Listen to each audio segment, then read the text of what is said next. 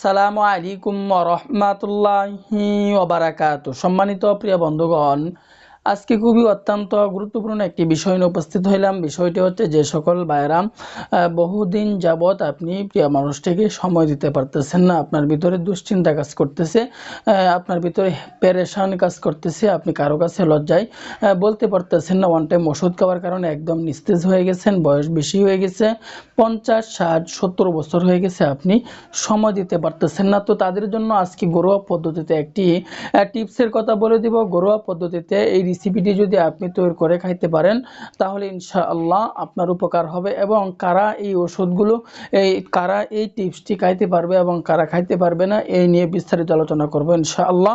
তো শুরু থেকে শেষ পর্যন্ত ধৈর্য সহকারে দেখতে থাকুন। আল্লাহ তাআলার উপর ইয়াকিন রেখে বিশ্বাস রেখে আমাদেরকে আমল করতে হবে, কাজ করতে হবে।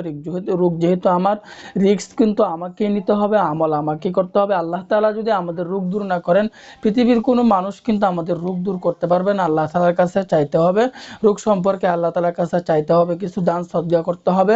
এই কাজগুলো যদি করতে পারি তাহলে অবশ্যই আল্লাহ তাআলা আমাকে সমাধান দান করবেন ইনশাআল্লাহ। তো সম্মানিত প্রিয় বন্ধুগণ, আজকের বেশওয়াজটি আমরা কি কি উপাদান দিয়ে তৈরি করব, আগে উপাদানগুলো নাম শুনি, এরপরে আমাদেরকে এটা কিভাবে তৈরি করব এবং কারা খাইতে পারবে এবং কারা সেবন করতে পারবে না এই নিয়ে বিস্তারিত আলোচনা করব ইনশাআল্লাহ। তো আজকের বেশওয়াজটি তৈরি করতে হলে আমাদেরকে 6টি উপাদান সংগ্রহ করতে হবে। 1 নম্বর উপাদান আমাদেরকে সংগ্রহ করতে হবে আপনার দারচিনি। 1 নম্বর উপাদান সংগ্রহ করতে হবে দারচিনি। দ্বিতীয় নম্বরে সংগ্রহ করতে হবে যাত্রিক গুঁড়া। তৃতীয় নম্বরে জাতিফল। চতুর্থ নম্বরে সাদা তিল। পঞ্চম নম্বরে সরিষা দানা। 6 নম্বরে মধু। তো এই 6টি উপাদান দিয়ে আজকে আমরা এই বেশওয়াজটি তৈরি করব। তবে একটি কথা বলে রাখি, খারা এইসব ওষুধ খেতে পারবে না যাদের সমস্যা বেশি। যাদের সমস্যা বেশি, মনে করেন একজনের সমস্যা হয়ে গেছে 100% অথবা 80%, যাদের সমস্যা বেশি, যে সকল ভাইরা 2 বছর 3 বছর 4 বছর যাবৎ এই সমস্যায় ভুগতেছেন, তাদেরকে এই ছোটোখাটো বেশওয়াজ কিন্তু ঘরোয়া পদ্ধতিতে টিপস তাদের কাজ করবে না।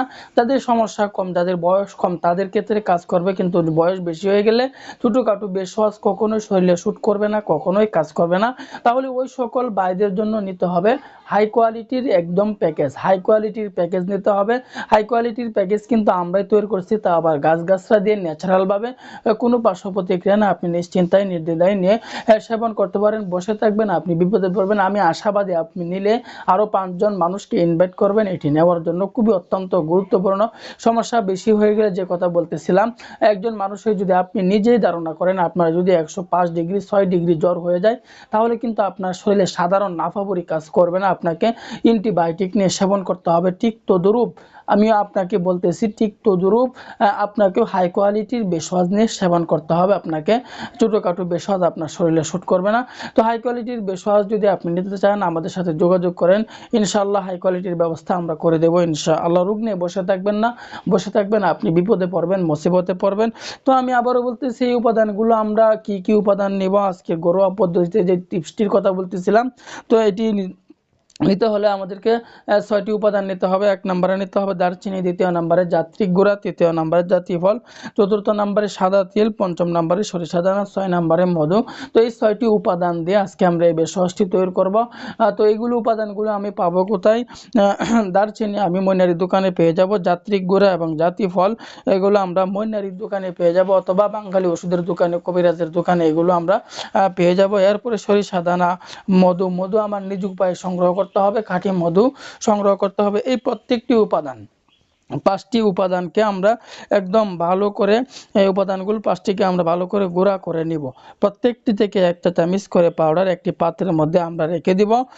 রাখার পরে আমি আবারও বলতেছি 5টি উপাদান, উপরে যে মধু ব্যতীত 5টি উপাদান, এই 5টি উপাদান আমরা ভালো করে গুঁড়া করে নিব। গুঁড়া করে নেওয়ার পরে 1 চা চামচ, 5টা পাত্র থেকে 1 চা চামচ করে গুঁড়া একটি ছোটো পাত্রের মধ্যে রেখে দিব। রাখার পরে এই পাত্রের মধ্যে আমি 3 চা চামচ পরিমাণে খাঁটি মধু দিয়ে দিব।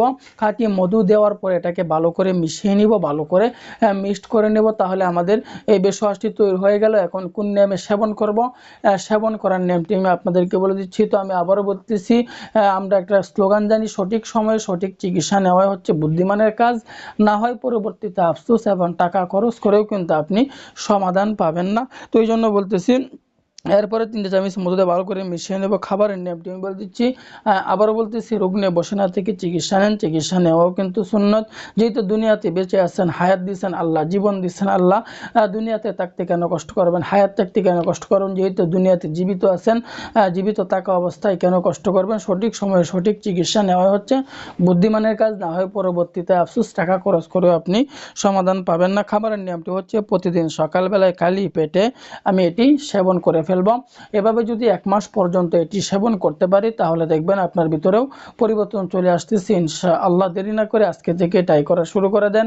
তো আল্লাহ তাআলা আমাদের সকলকে বোঝার তৌফিক দান করুন, আমিন।